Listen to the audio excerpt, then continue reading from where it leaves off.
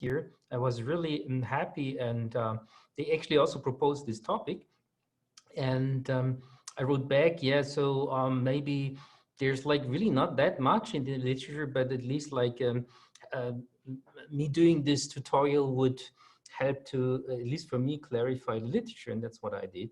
Um, Also, let me point out that actually I had like a tutorial this afternoon already, which was much more packed and much more established topic-wise, and therefore I want to do this tutorial completely different than the one this afternoon. So I want interaction if possible. I know this is difficult with the experience in teaching in Corona times, but maybe don't feel shy to answer questions immediately. I also don't have only have 1/4 of the slides, but yeah, also a little bit dense.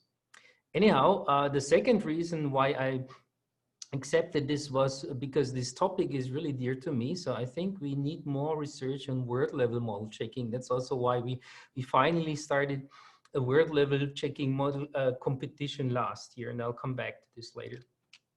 Okay, so let me tell you how I did organize this tutorial. Actually, Georg, as the publication chair, I think in August, in the middle of vacation time, asked me, oh, I need like an abstract for the proceedings, okay?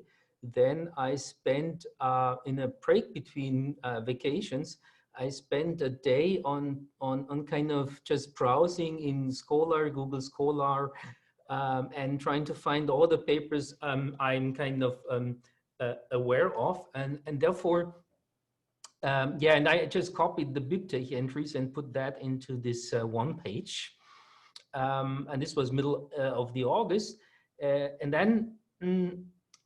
Um, well, yeah, maybe I should also say like most of these papers I remember both from sort of reading them, but also, of course, like reviewing some of them. So I followed this whole direction for a long time. And now, since we were getting closer to this day to day with 2 tutorials on my agenda, I figured I cannot really sort of do tooth the rough talk. So for this talk, I decided to do the following. So I just last weekend, I just read like all of these papers and some more. I mean, what I mean with reading, of course, like half of them I knew actually, but like I just like I wanted to confirm several things. And then on Sunday and today, I just turned this sort of into slides and copying some other slides. So this is kind of brand new, but also maybe you can have 60. So if I would really write a survey on this topic, maybe you could have 60 references, but already these 40 here are kind of covering some stuff which is not directly word level. So it's still sort of a niche topic, and I want to change this, and this is why I'm happy to give this tutorial. Okay, and then in the slides, I'll have references, not with numbers here, so they don't match up, but it should not be a problem to figure out from the reference in the slide which of these references I mean. Okay, and first of all, I think word level modeling needs to be defined, and word level model checking if you want. And the crucial part here is that you have a bit precise reasoning. Actually, I was also involved in organizing twice a workshop on this, one with Priyankala once. And so what do we mean with that? Well, we mean that sort of all the semantics of the systems is captured in bit vectors. So like sequences, arrays of bits. So if you're familiar with SMTLib, that's of course just the bit vector theory, which has this acronym QFBV. Oops, sorry. By the way, so if you don't see my pointer, please tell me because I'm not sure. So this QFBV here. And okay, so let me give you sort of in 6 bullets here the essence of bit vectors. So first of all, we have, of course, booleans like 0 and 1. Then we have a bit vector, and that can be seen as sort of like a b to the power w. And then you sort of have as next ingredients, of course, constants. And of course, you need to write them down somehow, and usually you write them down in a decimal way. The SMT-lib also has binary, octal, I think even, and hexadecimal. And this is in contrast, so this is a logarithmic encoding, and I'll come back to this later, that if you would just sort of count the number, the length of the bit vector. So the bit vector here, like this one here, has 35 bits, but it's of course way smaller than like this 35 here, logarithmically longer, sorry, than this 35 here. Then just for simplicity, just think of our bit vectors having all sort of bool type, and that's why we write here down B1 for bit, and maybe X32 for like a 32-bit machine word, or like in a programming language like that. Then you want to do something with these constants and variables, and you can compare them. You can check them for equality, for disequality, inequality, or like strict and non-strict. And like for these later two, they're actually signed and unsigned versions, which is important. So you can actually think of this as maybe like assembler language. Then you have bitwise operators, so they work kind of on parallel on the bits. So we have, of course, like flipping all bits, like negation. That's the first unary operator here. The second one is two complements on unary minus. Then, of course, conjunction or XOR, and maybe many more. Then below that, we have the arithmetic operators like bit vector addition, bit vector subtraction, multiplication, division. And for the division and remainder operators, there are again signed and unsigned versions, but I won't go into that. And then there are also shift operators, of course, and logical arithmetic shift, and maybe rotate. Then also very important are slicing operators. You can take a bit vector and take out some bits, maybe the lower ones or just a single one. You can take two bit vectors, put them together. You can take one bit vector and you zero extend it, or you zero extend, or you one extend it. And this gives sort of the bit vector theory. However, if we talk about word level, then usually people would also include what I have down here. So they would include arrays. Okay, so arrays would come with this letter A here in the bit vector theory in SMT-lib, and these arrays are used to model main memory or caches or so. And the sorts we have there, I thought like I struggle a little bit with this particular line actually, but I think this is the way which makes sense now to me after struggling. So you would say, okay, this sort here has like a range bit width, and then it has a domain bit width. And here I put here 2 to the power domain, because in our word level semantics, we'll always access these arrays actually through bit vectors. So the indices will be bit vectors. And because of that, we'll have here actually always sort of the excess of the array is 2 to the power of the bit width of the bit vector with which you access the array. Or you can, maybe if you're more like a functional person, you would like this more. So it's like sort of a function going from bit vector of width d to bit vectors of width r. Now, if you think a little bit, and actually some people do this, so there's like a, I think Piesi, I'm not sure he's listening, but like he once had a word level format where you would just sort of kind of flatten these sort of arrays into a single bit vectors. That's the same signature as here, right? But it could be really large. Then constants in arrays is actually tricky. So I'll mention this a couple of times. Why is it tricky? Because of course, setting an array like the main memory of your computer to 0 is fine, or think about like you're resetting some processor, and then what about those caches? Are they sort of 0 initialized? Usually, you would probably 0 initialize, maybe not. Maybe you would only initialize some parts. So that's why I wrote here range initializers. In general, you can sort of do this all if you would have lambdas in your logic, but that's, for instance, was not part of SMT-lib. I think it's now. And we have been also working on this. And of course, you could also do it with quantifiers, but then things get way more complex. And of course, like if you think about hardware modeling and you would immediately require quantifiers to model initialization, that would be strange. Okay, what array variables would you have? Well, I give here two examples. The first one would be sort of an 8 kilobyte cache. So it would have 64-bit, like 8-byte cache lines, and you have like thousands of them. And here I on purpose didn't write the 2 to the power 10 here, but you can imagine that that's behind that. Or the main memory of the machine on which you actually listening to this Zoom talk, right? So this machine would have 2 to the power 64 indices, and it would give you back a byte for each of these addresses. So pointers or memory for software would have this type.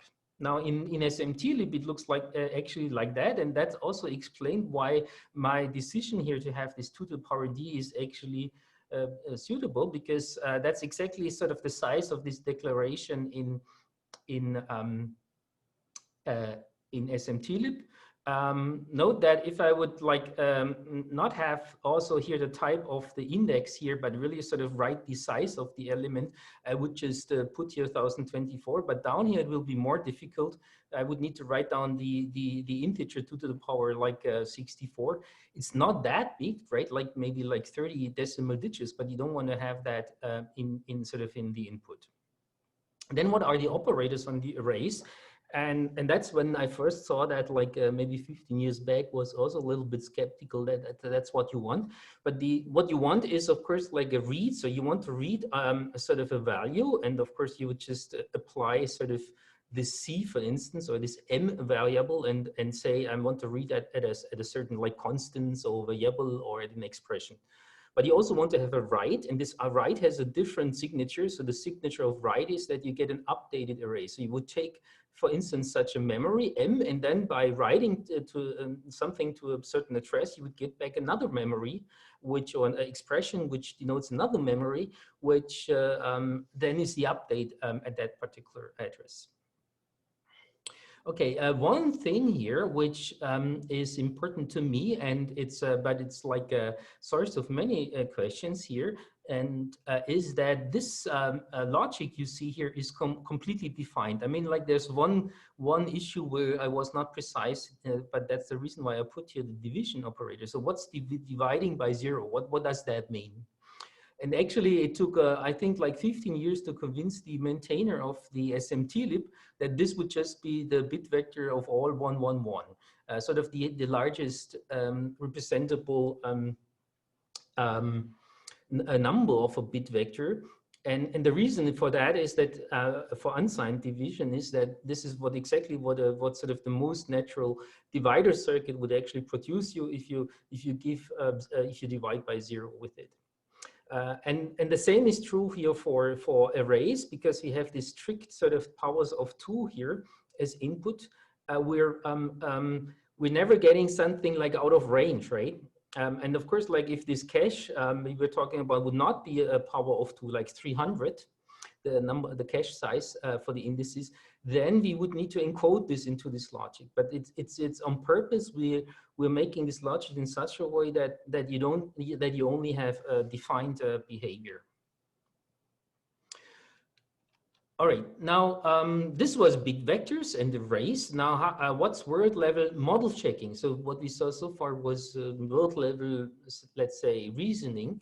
Well, we're using logic like bit vector formulas, of course, to describe sequential semantics. So when I use sequential in the rest of this talk, I really mean sort of like state machines, Kripke structures, automata. So like some state part. And then classically in the literature, of course, you have two variants of this.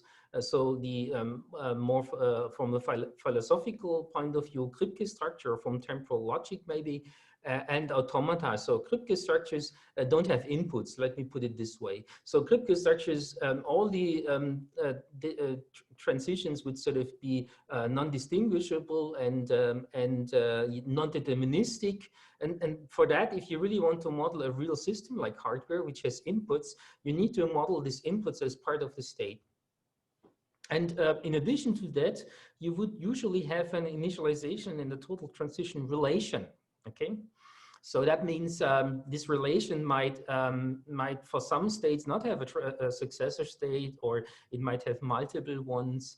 And also for the initialization, you might have not an initial state, or you might have multiple ones. So this is sort of the structure of what SMV, the semantics of SMV, which you probably all know. In practice, of course, it's not this classical Kripke structure. You might remember this from classes or from teaching these classes yourself, where you sort of write like PQ as a label on a state. No, sort of these states have more structure, and usually what we mean with the Kripke structure here is really the cross product of all the possible variable assignments of these individual assignments. So in essence, like all possible variable assignments that's our state space, and it actually also at the same time also characterizes the inputs. And then in addition, in this flavor of sequential models, you would have constraints, which would then of course talk about these relations between these inputs and variables. So these are real predicates. And you would have these constraints as invariances, which kind of rule out certain states which you should not visit. Actually, there's a refinement which you also often find is whether you want to have this invariant only hold initial state or like at later state. But for now, let's just say we have invariances which are supposed to hold in all states. And then, of course, the fairness, which is necessary to model liveness. And yeah, I will not talk much about liveness and fairness in this talk. In general, then you would have properties, and this would give you then temporal logic. So our sequential model with Kripke structure consists of these transition relations, initialization function, maybe constraints and properties. Now, with automatas, it's almost the same, and you can of course like translate one into the other one. They have more circuit flavor. So you can think of that as maybe synthesizable Verilog, or if you know already AIGER, like AIGER on the bit level.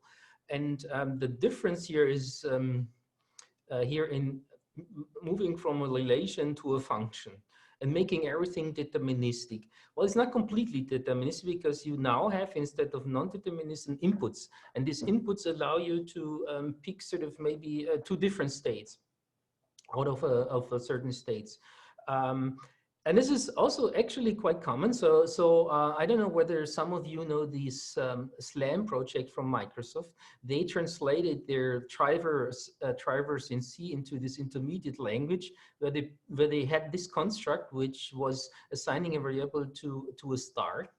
And that was exactly like what we do here. So in essence, you can interpret here the star as an additional input, which gives you non-determinism at this particular place. In the literature, you could also find this as a Troika construction, or I teach this as Oracle construction. Then the constraint and properties are almost the same. Well, here it's a little bit more tricky because you need to distinguish between Mealy and Moore properties, right? Properties which talk about like the state only, or properties which also include input. But what's new, of course, is you would have explicit outputs like in a real hardware. The reason why actually I would prefer this lower automata way is the first most important reason. It has very clean semantics. And why is it not clean with the Kripke structure? Well, there are like these issues with, again, things being defined or undefined. So do we require that a transition relation is total? If you do that, well, you need to have like, you get a model and you would actually need to do a p-space hard problem to check whether this is a real model or whether it has a state reachable which doesn't have a successor. And that's a real practical problem. That's something like SMV would actually do in its semantics, the original SMV. So you want to avoid things like that. And it's also much closer to hardware and software. Actually, such a format based on automata or circuits, of course, could use, and we will see that this is actually happening on a bit level as an intermediate format for many tools, even including synthesis tool. The third reason is we had this clean semantics, then closer to hardware, is actually um, um, at least in an old paper I wrote with Tony Ursula, is if you have a functional representation, you get a lot of things for free. Maybe some of you recall these papers on bounded cone of influence reduction people wrote in the early days of model checking.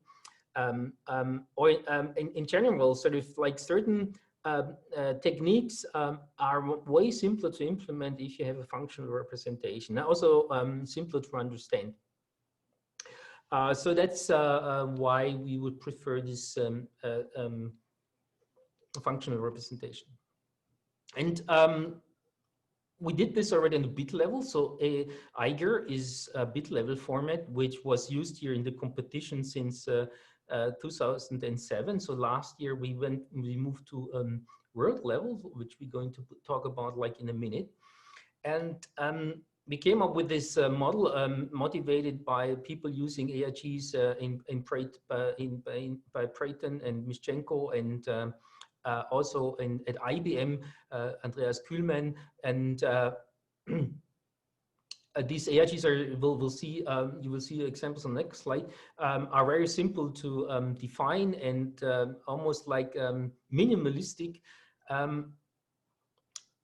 And we bootstrapped this way the first hardware model checking competition. Back then, actually, people were really skeptical that this would fly. So if you look at this last bullet here, this was our main goal back then, to collect benchmark sets and this way provide to the community sort of a set of benchmarks which you could use in papers. So for instance, if you check out the IC3 paper, you will see, of course, they use these benchmarks, which we kind of bootstrapped here by pushing this format. And yeah, and important for that was, of course, also to define witness format and tool sets for simulation, witness checking, and so on. We now have this partially for this world level too. Simple and clean semantics, I mentioned this, and of course, it's kind of an intersection of things like everybody can support, because we want to make it the life of the model checkers simple, and also like make it completely clear that these model checkers don't disagree on semantics, because this the format is so simple you cannot disagree on semantics. Right. And this has been used since like 2007. So here's the format in case you haven't seen that. So on the left you see a non-sequential, like an adder, like combinational logic. It takes 4 inputs bits X and 4 inputs Y and produces 4 outputs. This is of course now without a property. And then on the right, you see the sequential extension. This is kind of sort of what we're talking about in this tutorial. So this L0, this L stands for a latch, even though we think of them as flip-flops, has this one edge, which is the next state function, and then this other state, which tells you what is kind of some people call the pseudo primary input, right? Which is then used here in the next state function for computing the next result. Okay, and here are the outputs. Now we wanted to do the same kind of for a beat for world level, and we started already 2 years after 2007, and had a paper actually at this, I think, like a bit precise reasoning workshop, this first one in Princeton, and this was just sort of like a way of getting sort of model checking to our SMT solvable lectures, and it supported bit vectors and arrays, even had k-induction in it, and it was also sequential, so like more circuit version of it. Then in 2009 and afterwards, I worked actually also with people from Haifa to get really sort of word level models, and that's really the crux, like getting sort of benchmarks, because otherwise you cannot really produce tools and no papers. And that actually did not work out for many reasons, or it was difficult, and only recently this changed, and the change is due to a couple of factors. I think one of the most important one is that with Yosis from Claire Wolf, we have now a compiler which takes word level and can actually produce word level intermediate formats, including our BTOR. And also this work was applied sort of on open course, and in particular in the context of RISC-V. So we not only had sort of models plus properties. That's also the point. Like Claire worked on actually formal verification of these designs. And in addition, we had an open flow, so we could like have everything as kind of open research. And that's why we kind of resumed this work on on word level. But then, of course, incorporated some of the features which we added in 2011 to AIGER, which included sort of these constraints and different initialization. And we also came up with a witness format so that we can automatically check the output of word level model checkers. I'll show you some in a minute. And we also did a bounded model checker as a proof of concept. And now recently, last year, Matthias Breiner, my co-organizer, implemented or revisited the bit cluster in Bulecto, which we had already, but stopped working, and generated now from BTOR2 models, AIGER models.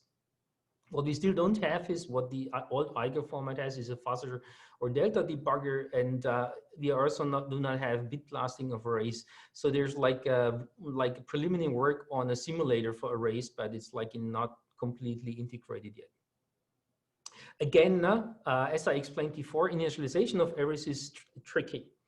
So just think about this again. If you model a main memory in software, then, well, you probably, when you call malloc, you want to have this thing uninitialized, and that's possible by just not initializing something. That was actually design decision in BTOR1 to always keep memory or arrays uninitialized. But maybe you want to also initialize it to 0. So maybe you call calloc. So like you get some big memory, chunk of memory back, and it's supposed to be initialized. But that requires some sort of like semantic tricks. So think again about this issue with lambdas we discussed about before. Now, this new format is used in the hardware model competition 19 and 20. So we'll see this week the results. I think on Wednesday evening, Matthias will present the results of the competition. And the main goal is to push sort of like research in this direction. So here's the example, the simpler example we're using. So on the left, you see the format. So it's like easy to parse, as you can see. So this count here, the only tricky part are symbols, so you can just sort of also ignore them. The rest here is kind of the index of the node, like every node gets, or every literal, in a sense, gets a number. And then we also have sorts, so we envision this actually to be extended to maybe all of SMTlib at one point, but currently we only support bit vectors and arrays. And here's the bit width. So we have here in this model two sorts, bit vectors of size 1. So these are Booleans, and bit vectors of size 3. And these are like real bit vectors. Then we have this sort of a constant 0 of a bit width of this sort, which has bit width 3. Then we'll declare a state variable.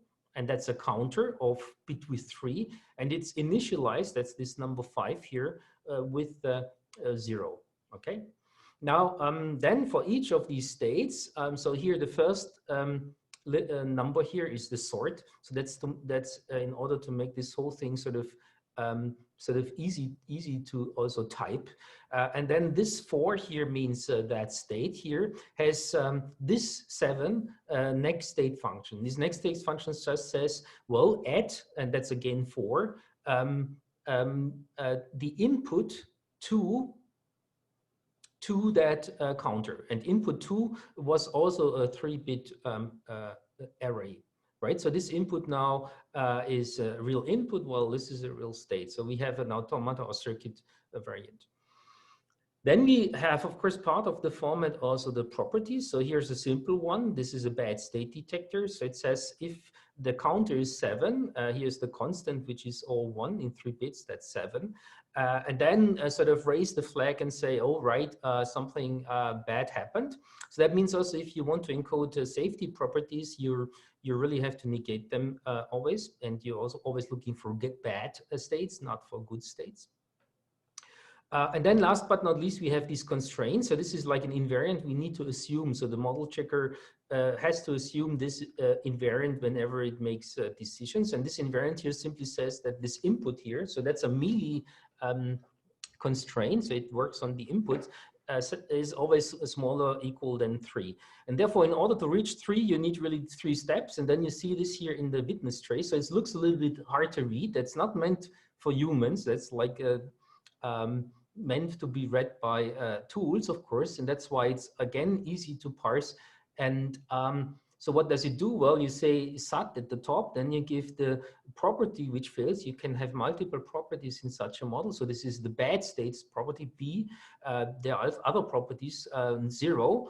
And then it's mandatory to start the initial state. And the reason for that is because initial variable might not be uninitialized. And of course, like if you want to check the witness and you have an uninitialized initial state, the model checker has to produce a value for that initial state, because otherwise you cannot simulate this in polynomial time. So you might need a co-impede check to check, or maybe even a co-impede check in the length of the trace, or even a p-space hard check to check that this trace is a real trace. So here you would write down the initial assignments of uninitialized states like arrays or bit vectors. Then here we make the transitions, and after this add, there's always the input, and here's the number of the input, first, second, so in order of the file, and then here we have the value like 3, right? So we'll add 3, and then we'll add 2 and 2, and yeah, that gives 7. Also, you see that this last input is still red, because the property here is actually a Moore property, so it checks the counter. But because of that, we still need to see sort of an input here after this state. But anyhow, so maybe you also appreciate already, there are lots of things you can get wrong, and this semantics here is completely clear and doesn't leave any ambiguity, and that's why we propose this to be used as an intermediate format for model checking. So here's the sorry, here's the grammar for it. So the blue part is blue and black part. That's just the non-sequential, like combinational part, and then these red keywords here introduce sequential part, and you have init and next state commands or expressions, what if you want, which declare initialization or next state function. Then we have like bad states. Then we have these invariances, fairness constraints. We can have outputs. And then this one, which I don't want to go, but this is a kind of general Büchi condition, which we use for modeling liveness. All right, and the witness format looks like that, also precisely defined in the paper. We hope we nail down all the semantical issues. And of course, there's a simulator which simulates also the witnesses. You can also show this. Oh, I didn't understand the question. Can you repeat it? All right. Oh, well, I was trying this, Warren. I was trying to write a message, but I clicked the wrong button. So my comment is that this is pretty low level, and I could imagine you could have used a you know, like a subset of a programming like language and made this much more dense. And okay, so let me show you the next slide. This is exactly about that. Not that one. So I have another example, but maybe I'll go directly to this question. Okay, so Warren's question was, why don't we use like, say, maybe a subset of a programming language? And other people are doing this, so I'll come back to this at the very end. of course, you have two choices here, right? So you could have a language which is motivated by software or by hardware. Let's start with hardware on the top. And you could say synthesizable system Verilog or something. Or you could say system C or VHDL. And here's like the sort of the quote I came up with yesterday. I'm not sure like somebody used that before, but it would be what you check is what you get, right? Because you're checking the sort of the real artifact, which then sort of is used later in other tools, like a compiler or like a synthesizer. This is the big advantage. However, disadvantage for both of them, you see these two bullets are repeated for software, but I will explain what I mean with software languages later. They usually have very complex semantics and also this undefined behavior and actually application-specific undefined behavior. And when I mean undefined, it's what I mentioned before. So if you have something like a Verilog, then you would need to make sure that sort of you don't read out of sort of the address space, or there are of course all these other things with ternary logic or quaternary logic, or if you think about VHL, which is even more complicated, right? So you would need to probably remove all of that. So we, but of course that's what sort of real like commercial model checkers and maybe also some of these tools which are out there would want to read, because they want to support the real sort of like people working on this on these model checkers. However, like there's also software, right? And in software you might have the same question. So there's like you could use C, and actually SVComp was started as kind of a model checking competition to do C, but C, as you all know, has all this undefined behavior. When I mean undefined, it's actually precisely defined, but sort of the language has maybe 3 levels of definedness. For instance, in LLVM, you have different operators for the defined for arguments which are precisely defined or which are not defined. So this is really complicated. And yeah, you have similar things in all these other machines. I wrote here like Java, JVM, this GraalVM is developed here in Linz, so that's why I mentioned it. And of course, LLVM, lots of people in the SVComp base their tools on the LLVM. Okay, so the question is, Armin, yes? Armin, have you thought about adding any support for uninterpreted functions or uninterpreted symbols? In what? In both the modeling and in your model checker okay, support yeah, for exactly. So I was about to exactly mention this. So when I first started to work on SMT, like 15 years or longer back, we thought like maybe it would be cool to write like a sort of an SMT solver which directly works with C semantics, and we actually wrote a small tool paper on this, and it appeared as a CAF paper, but it turns out it's really awkward. So this so sort of encoding would then still encode like the C semantics into SAT actually. But of course, you just made this very specific for C.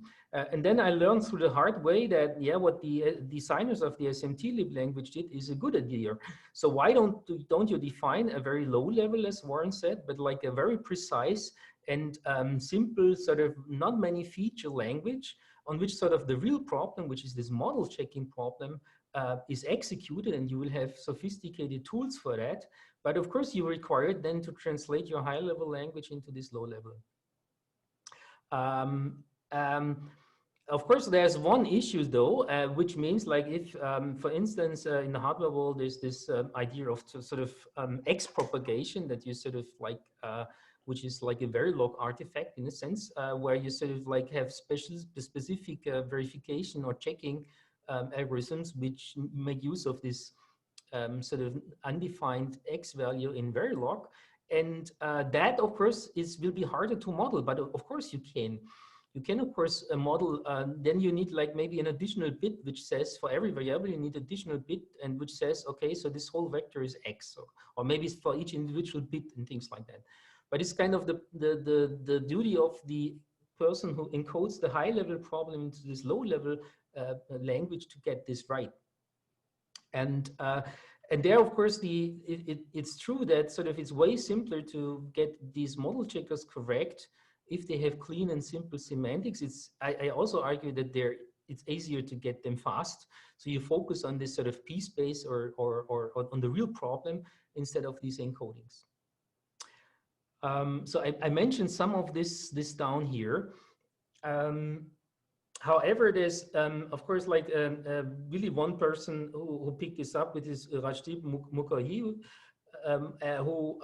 a student of Daniel Gröning, and he did the opposite. So he said that why don't we just use our, like in this case, CBMC, but maybe also Astray or even abstract interpretation tools to check hardware, right? So he wrote this tool, and that's of course like one way of doing things, like getting from one high-level language into the other one. In this case, from Verilog to C. But getting this right, and also making sure that your model checker is correct is non-trivial. Okay, then I have listed some other generic word level checking, as Warren puts it, maybe low-level formats. And I hope I found all of them. I'm not sure, right? So, but if somebody misses his favorite one here, then please let me know. Of course, I first forgot Sanchit's Euclid work with Randy Prine. And that's of course like one of the first ones. So I forgot to put the time there, but I think this was in '99. And it was pretty advanced, but you need to know this was before the SMT solvers came around. And there, like you will later see, there's like some things why this is, it was not, or it's like not the way how things are done today. So it has uninterpreted functions. It had lambdas even, which and modeled a memory with lambdas, but it was targeting originally processor verification. However, it in essence was only used for bounded model checking, because, or for inductive manual inductive verification, because if you want to do these lambdas in uninterpreted functions the way they proposed it, you kind of need to eliminate them because they didn't have like lazy DPLL back then, and that was only possible if you only had sort of like a finite trace. Then at SRI, Demura and Shankar had this idea of doing sort of like a model checker which sits in the middle between maybe PVS and real hardware models, and that was the input length of this thing was SL. It's still supported by Yikes, but they didn't have much interest in bit precise reasoning, so they wouldn't want to do, or at least I don't know of examples where they applied this to hardware. Similar, actually, constrained horn clauses. This came way later. In 2011, there was this paper MuZ by Roder, Björner, and Demura, which in essence extend SMT solver Z3 with the second order least fixed point. So think about like mu calculus. So I did my PhD on mu calculus actually. So these mu calculus with the mu operator just gives you least fixed point, which is hard to write down otherwise in logic. That's the whole reason why we have sort of like these stable models and ASP. And they just say, well, let's just write down sort of these predicates which are recursively defined in SMT-lib and devise like a certain syntax. And then this way we can also do model checking. That's true, but it's kind of, you see, in a certain sense, even more low level, because you even don't say this is a model checking problem. You say, oh, this is a recursive predicate with least fixed point semantics. But there's an active community. They're mostly working on software, and there's also a competition actually. And they do not have much interest in bit precise reasoning yet, even though Nikolai and also others contacted me already like for maybe 10 years that we want to sort of team up there and bridge the gap between BTOR and these constrained horn clauses. Then independently, and probably mostly pushed by Alberto Griccio, there's this new XMV, which had its own VMT, so instead of SMT, VMT for verification format, but it's less low level than the concerned horn clauses, because it kind of puts in its annotations into the SMT lib to tell the SMT, so this is an initial state predicate and this is a transition function. And it's of course built around USMV and uses MathSat as a word level engine. So maybe you already see it as a recurring theme here. So people have an SMT solver and then they extend this to handle model checking. Then, of course, there are two others which I just added like this afternoon. Of course, there's a model checking competition actually called like that. So they didn't know about, for instance, the hardware model checking competition or SVCom when they started this. It is Fabrice Cordon and other people from France who actually only have PetriNet models. Why do I list them here? Because PetriNets with sort of real place transition nets have, of course, like a world level flavor because these places can have integers in them. Actually, if you think about it, even natural numbers. So this is very related, of course. And they've been running this competition also, I think, like 10 times or so. Then, of course, very classical are Promila and Murphy, which is sort of also an explicit state model checker just for cache coherence protocols and things like that. Okay, so yeah, maybe that's a good point to take questions. There were some questions on Slack, on Zoom. So maybe Levent had a question which might have not been answered. Levent, would you like to ask it? Yeah, I was. I think the chat.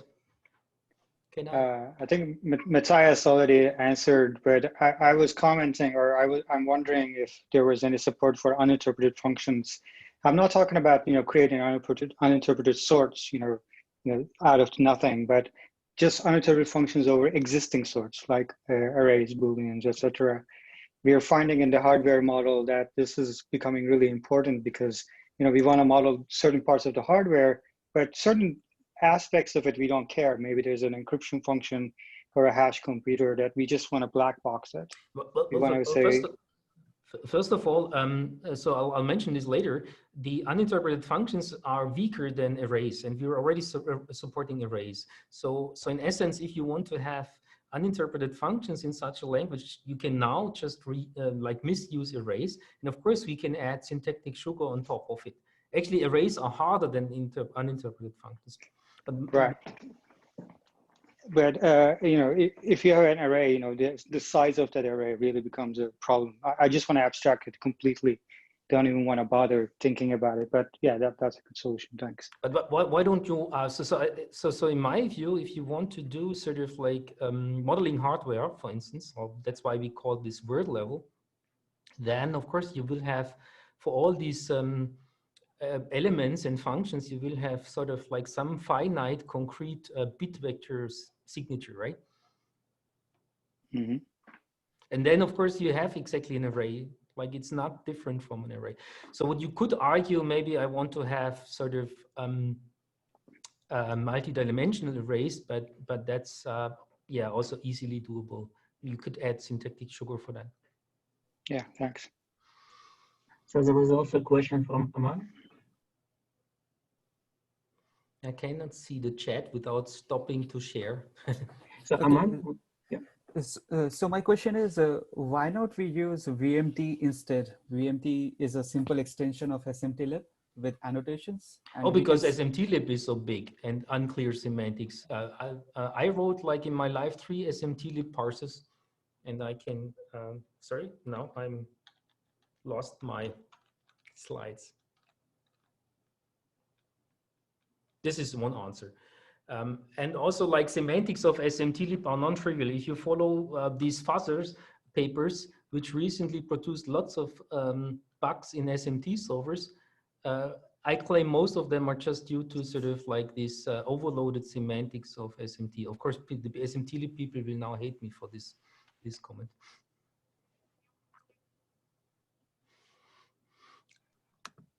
We love you.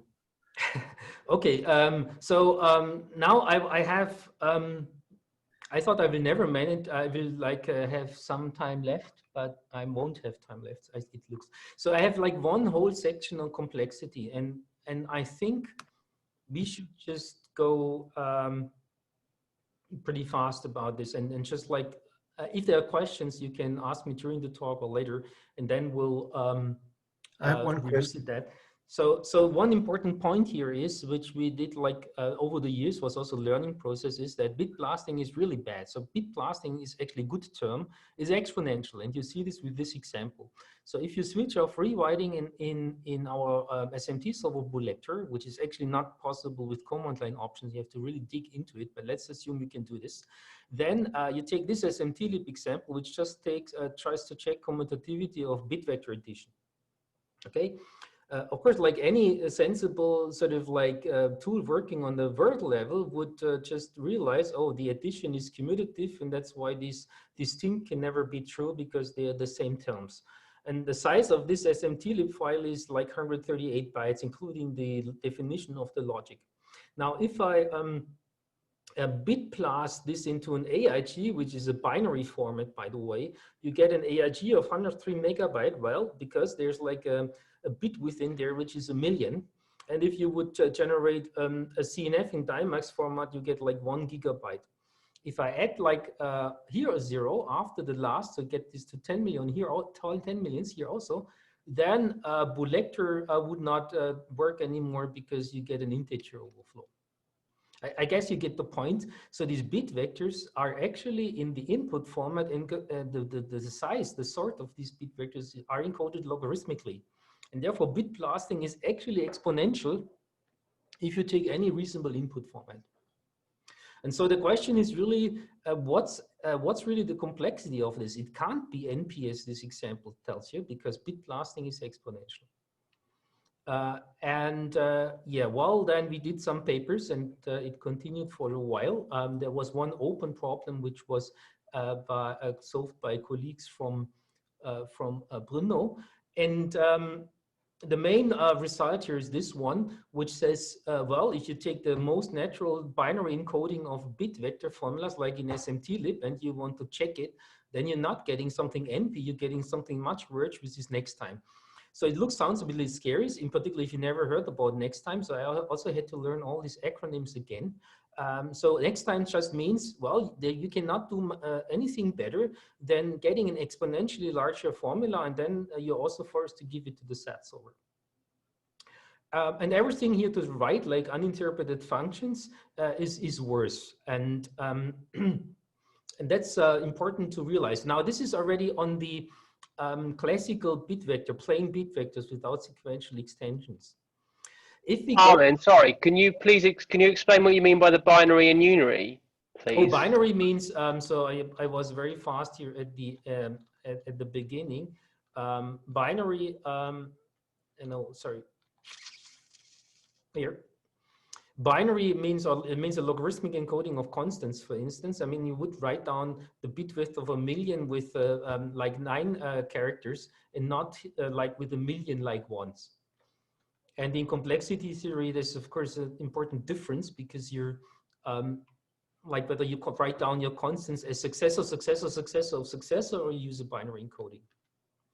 And of course, in a natural format, we would use the sort of concise binary, or in this case, decimal encoding, and write down a bit width of 1,000,000 with 7 characters instead of 1,000,000 successor functions. And of course, like if you assume, and people like Alex, the speaker before, had a paper on this, if you fix the bit width to be a constant, then this goes away, then it remains in NP, right? Now the problem is, if you move to sequential problems, there the complexity is actually not known. So these 2 question marks are open problems, I would say. Without arrays, it's clear. There we have a paper actually in 2014. It's exponential space, so it's actually pretty clear, right? So when you move from, when you have P space is, AIGER is kind of P space complete, because you have reachability in it. And now if you kind of forced to make an exponential larger sort of bit level circuit, because bit blasting is exponential, then you are in X space. And of course, you can also this way do all the X space problems. So that's why this is X space complete. With arrays, I have no clue. So my conjecture is that unary encoding is X space complete in binary encoding. This is the thing we actually want. This is what BTOR has as input language. It has this very scary complexity of 2 to double exponential space. anyhow, so I would claim these two are open. So this is a challenge for people to work on it. Why is it good to look at complexity? Well, because it gives you a hint what kind of solvers you can use. As I said, right, if you know this thing is next prime, well, in the worst case, there's nothing better than just making this exponentially bigger, maybe incrementally, and at the end, give it to a SAT solver. And so on. So for different complexity classes, you have different kind of oracles. That means solvers to use it. Like for p-space, you can use model checking, right? Bit level model checking. And that's quite interesting. Okay, so why, if it's so bad, why do we want to do world level model checking? Well, you want to use the world level structure for rewriting. That's true also for the bit level. And it allows like shallow arithmetic reasoning, like in this commutativity example I gave you. There's also some recent work, actually also this is MCAT on word level local search. That's also way easier if you keep the word level structure. I also claim that having a functional representation here helps, because you can sort of have global like functional substitution instead of unrolling a transition relation, and this functional substitution will give you some benefit also in terms of rewriting. Yeah, and maybe you can lift some of these bit level techniques like sweeping to this. Of course, and that's the second part of why we want to do word level model checking. We want to do data and memory abstraction, and I'll have some examples of techniques there. Well, bit blasting of arithmetic expression is expensive. So the multiplication on 32-bit has 8,000 AIG nodes, on 64-bit has 32,000, just like one single operator. That looks really bad. Then further protocols will just move data around. So there's really no need for bit precisely sort of maybe having these 128-bit values bit blasted. And maybe also some properties really only are interested in certain reads and writes. I'm not interested in all the memory. And last but not least, memory for software in particular, you cannot bit blast it, right? Like for our main memory on 64-bit machine, that's impossible. Here, right, for 32-bit machines, we only have only 16 billion bits, right, for one memory variable. So in principle, we could give this to a SAT solver. If a SAT solver would accept more than a billion variables, which the current most SAT solvers won't do actually. And then there are like sequential and non-sequential rewriting abstraction techniques, and I have examples for this on 2 slide sets. So first of all, there's something which Biere in his paper calls transformational approach. So I marked it here. So this word transformation comes from this paper. So basically, it means you have ego data abstractions which are kind of precise, right? So you take your original problem, you translate it into a new one, and this new one satisfies the property if and only if the original one has the property. And they're like a very classical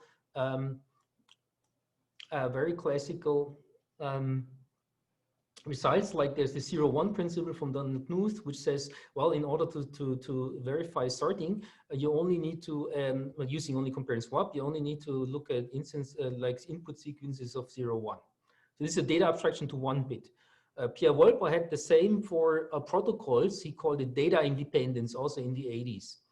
And then there are lots of papers which picked up this idea closer to hardware, but they in all kind of work actually in this direction of Ackermann's reduction. So the basic idea of this part of the Ackermann reduction is, if you only compare n variables, like in your formula, then you only need to interpret on the domain 0 to n-1, because each of these numbers can actually like have each variable can take a unique value, and that's all you need to make sure. And therefore, you can encode this with log n bits, because just take a bit vector of log n. And then you can do an ego translation to SAT.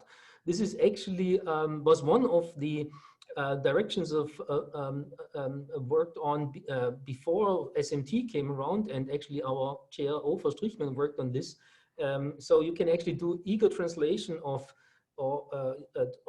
equality logic and also uninterpreted logic in this way into SAT or in BDDs back then.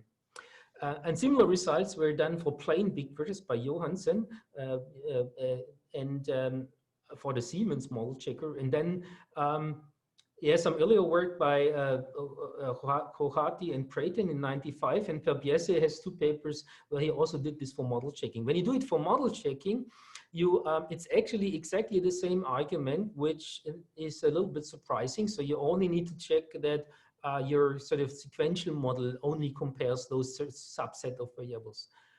However, in order to achieve that, you might need to slice bit vectors. So bit vectors might sort of overlap when they compared, and then you need to, like in this case, when they overlap like this, you need to take out the middle bits and put them into a their own sort of like slice, and then you have to do this across the next state functions. But otherwise, this Ackermann idea works as well. And you can also, this is also in all of this work, you can, of course, if you have clusters of variables, so like a subset, a component of variables which are compared against each other, another component, you can do these domains separately. Okay, and similarly, it actually works for uninterpreted functions. So take the Ackermann idea. However, even in Euclid, that was the case. If you eliminate all read and writes, the SMT formula might grow exponentially. So you already get a blow up by eliminating reads. And then on top, you would need to get this to a SAT solver. And also, this actually only worked for plain bit vectors, not for sort of model checking, where you have really want to prove sort of what people then called in these papers unbounded model checking, right? So if you have bounded model checking, then all of these sort of classical techniques would work, but then maybe actually you want to just rely on the SMT solver, which does lazy SMT and is way better on this logic you would need here, this quantifier-free logic of with arrays, uninterpreted functions, and bit vectors. What Pierre actually did was he looked at sort of this structure of this read and writes, and then figured, okay, if we also allow to change the property, because part of the model checking problem of our BTOR format is of course the property, then we can even do an AIGER or like transformational based translation in certain cases. And Stephen Gurman had there an advanced version. This was also an FMCAT paper in 2011. Now the second technique, why what people looked at, and I would call this kind of lazy data abstraction, right? So here we have AIGER, and it partially failed because it only works for plain B and C. But sort of if you want to do lazy data abstraction, we need to have a Siegel loop or sort of lazy sort of model checking.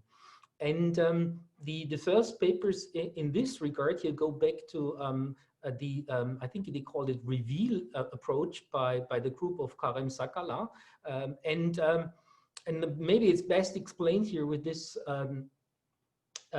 example, which is here in gray. So what they would do is they would replace some sort of hard to check logic like a multiplier by an uninterpreted function. So in this case, mult.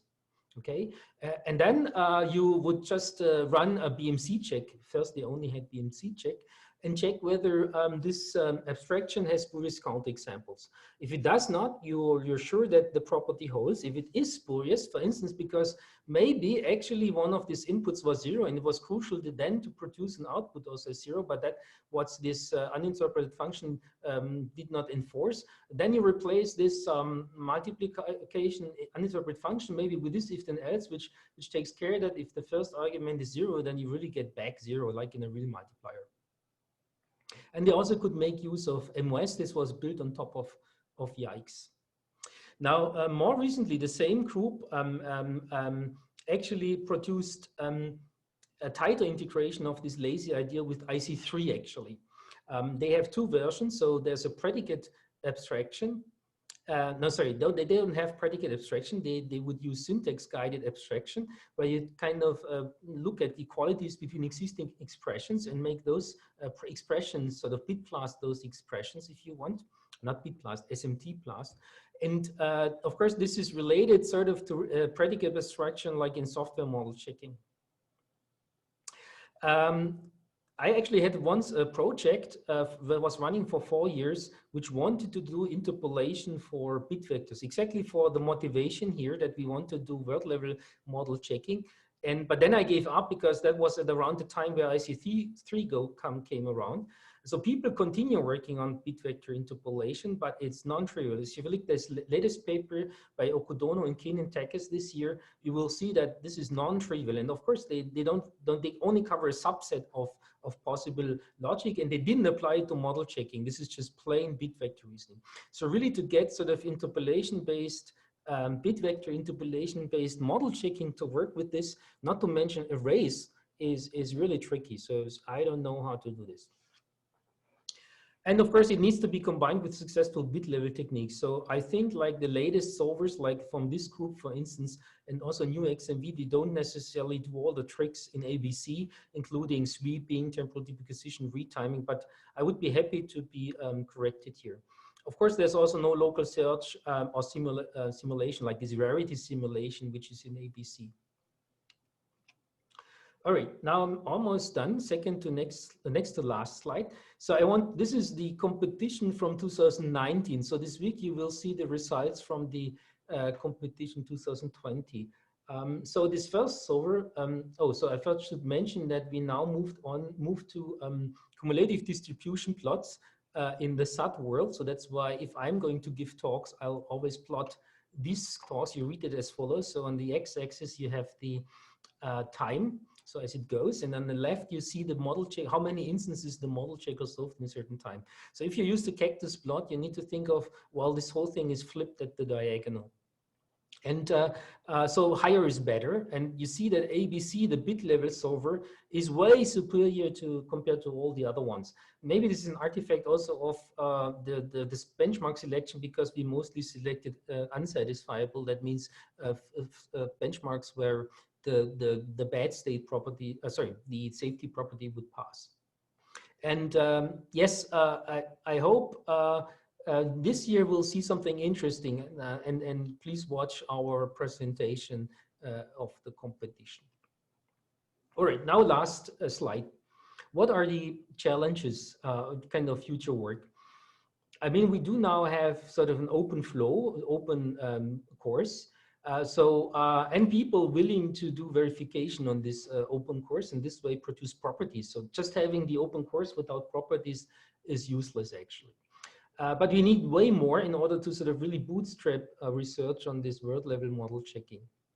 Another way to look at, and I know that people are trying to do this right now, is you want to apply hardware model checkers to software. So there's like application of AIGER model checkers in software modeling, like for UML modeling, and maybe that's also possible here. And also vice versa, like Rajdeep Mukherjee already did, right? Trying to apply the softcom as VComp solvers to hardware, in particular also the constraint horn classes solver. I claim that if in symbolic execution might be interesting in this context, and we have been collaborating with Christoph Kirsch as consultant, who has actually a BTOR2 model of the RISC-U, which is a restricted version of the RISC-V. And this thing can boot itself and actually execute then arbitrary machine programs and produce a BTOR model, which is linear in size of the program and the RISC-V machine. So you would have a model, and you just in principle would need to be able to solve this model checking problem in BTOR2. One thing which I realized when I listened to a talk by Muli Sajif at SMT at AIGER, also in cyberspace, is that the smart contracts, where like I think Muli worked for a startup in this context, are really just bit precise machines, right? So they have very precise bit level semantics. And currently they're using SMT solvers with bit vectors, of course, but it's very natural to translate these problems just into word level model checking problems.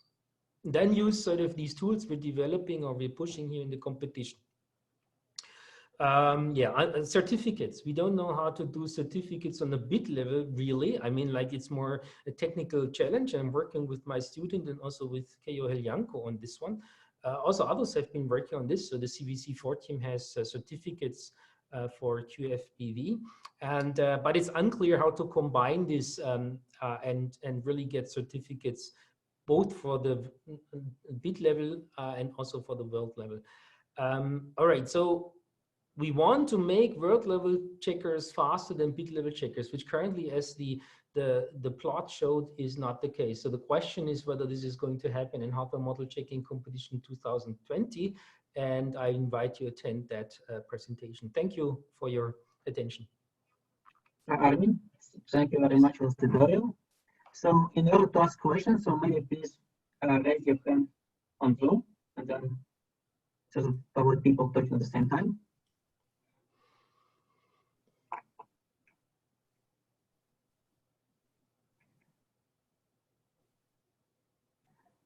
Okay, so I have a quick question. So since you have been referring to the hardware model checking competition, do you already know the results, or it's also a surprise to you?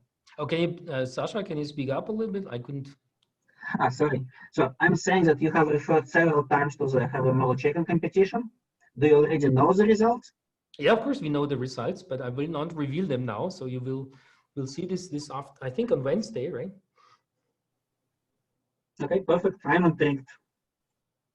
Oh, and it's in the program. So the results of the competition will be presented, but now the chairs have to help me. I don't want to change now the. When is the slot in the program for the competition? On Wednesday evening, right? Yes. Okay.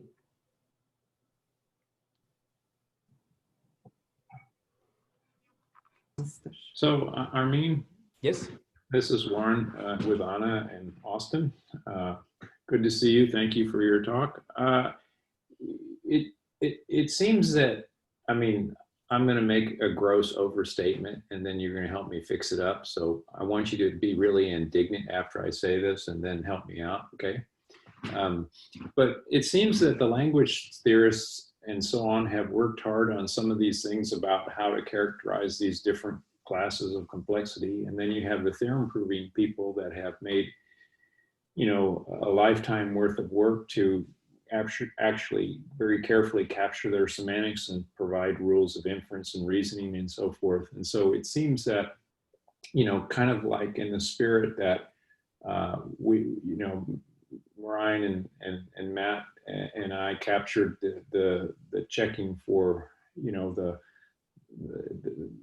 Marine's SAT solving approach, or, you know, or clause-based reasoning. I don't know if it's just, of course, it's not just Marine's, but you know, to check the competition, it seems that you would want to work from some kind of mechanical mathematics basis and push back all this work of deciding what and how hard it is and who can do it and how it's defined and everything and whether it can be defined and so forth, and give it back to those people who traffic in this kind of stuff and get their help to design these kind of formats for you. Yeah, so the reason why it's difficult, so that's why I said the word technical, because if you look at ABC, for instance, the first thing it does is it forks off 24 threads, right? Then it has 24 engines running in parallel, giving information from one to the other, and in the end they say unsat. Okay, so it's a real technical challenge to find some sort of like intermediate format which they would be able to produce. And yeah, we're currently looking at, of course, inductive invariances, but that's also not easy for all different kind of engines, right? This is the sort of the level at what we're working on. Then, of course, also in the SAT solver history, it was like, of course, first the SAT solver people who wanted to check their proofs. Actually, one of the early papers, one of the early work is actually by me when I just wanted to have proofs for Picosat because I knew it was buggy and I wanted to debug it. So I only introduced these proofs because you want to sort of find those bugs or sort of delta debug them. And so that's why I'm saying it's useful to start bottom up, not top down. Oh, I agree with the bottom up. I was just saying, again, if you you know, just as we used an existing system to capture the semantics for to you know, check the SAT proofs, I think a similar approach is kind of what you want, is to embed the language of, or your evolving, expanding language of SMT as it grows larger and larger. I'm sorry, I'm not on the picture. As it grows larger and larger, you just reuse all this theory, you know, from Isabel or from Hull or from New Pearl or from ACL2 or from, you know, whatever. And just because those people are, you know, that was their cool, you know, their cool thing. And it just would. But you know, we're working on this, like we have a paper at FMCAT where we use Isabel actually. So it's not like we're talking to these people. Anyway, just a thought. Good to see you.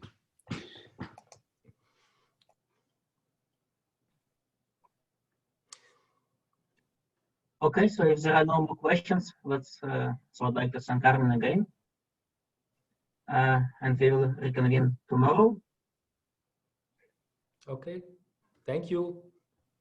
Okay, thank you all. See you tomorrow. See you tomorrow. Thank you, Bye. Same Armin. place. Thank you.